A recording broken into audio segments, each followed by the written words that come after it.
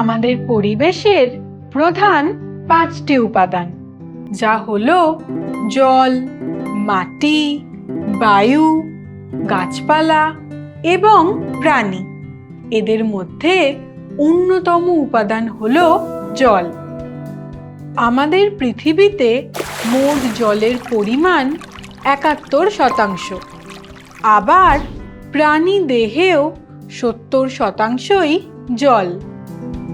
প্রাণী দেহে জলের পরিমাণ অনেক কমে গেলে যেমন মৃত্যু ঘটতে পারে, ঠিক তেমনি পৃথিবীর জল নিঃশেষিত হতে থাকলে ও তা সংরক্ষণ না করলে পৃথিবীর ভারসাম্য নষ্ট হয়ে যাবে।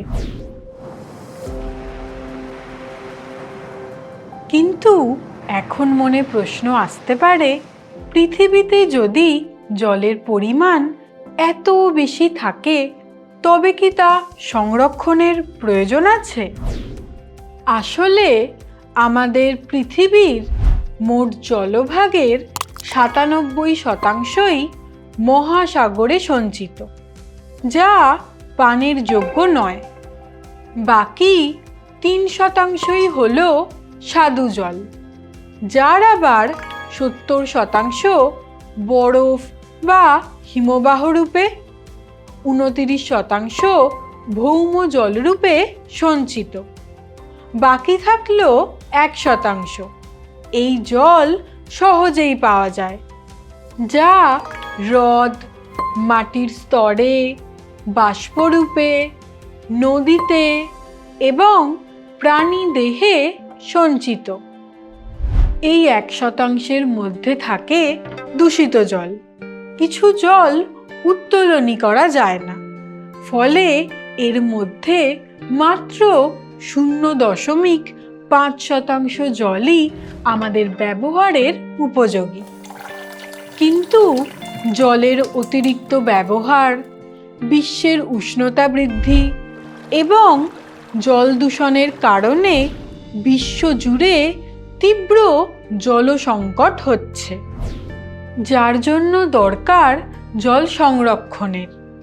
অর্থাৎ বলা যায়, জলের অপচয় বন্ধ করে বৈজ্ঞানিক পদ্ধতিতে জল সংগ্রহ, জল সঞ্চয় এবং জল পরিশোধন ও পুনর্ব্যবহার করাকেই জল সংরক্ষণ বলা হয়।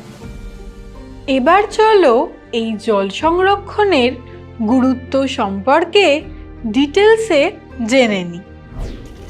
আমাদের ডেইলি লাইফে নানান কাজকর্মে এবং পানীয় জল হিসেবে বিশুদ্ধ জল দরকার।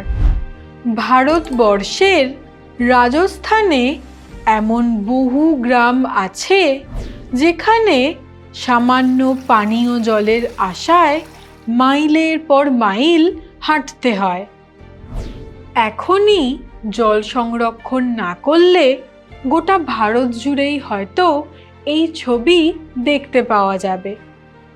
এছাড়াও কৃষি কাজের জন্য, নানান কলকারখানায় বা বিদ্যুৎ উৎপাদনের জন্যেও প্রচুর জলের প্রয়োজন।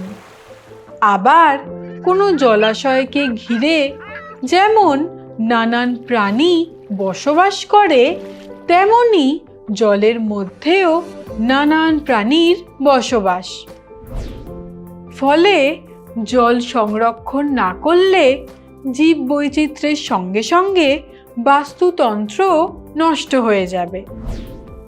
এছাড়াও মৃত্তিকা ক্ষয় রোধ করতে, ভৌম জলস্তরকে বৃদ্ধি করতেও জল সংরক্ষণ প্রয়োজন।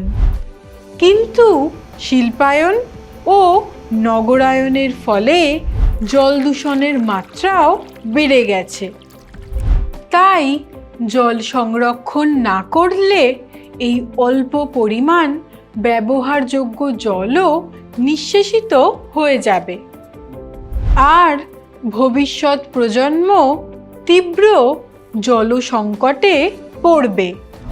কেবল বৈজ্ঞানিক পদ্ধতির মাধ্যমেই জল সংরক্ষণ সম্ভব নয়। সাধারণ মানুষের সচেতনতাও প্রয়োজন। তাই প্রতি বছর 22শে মার্চ বিশ্ব জল দিবস পালন করা হয়। সবশেষে বলা যায়, জলের অপর নাম যখন জীবন, তখন আমাদের প্রধান কর্তব্যই হওয়া উচিত সংরক্ষণের মাধ্যমে আমাদের এই জলগ্রহকে ভয়ঙ্কর জলসংকটের হাত থেকে বাঁচানো।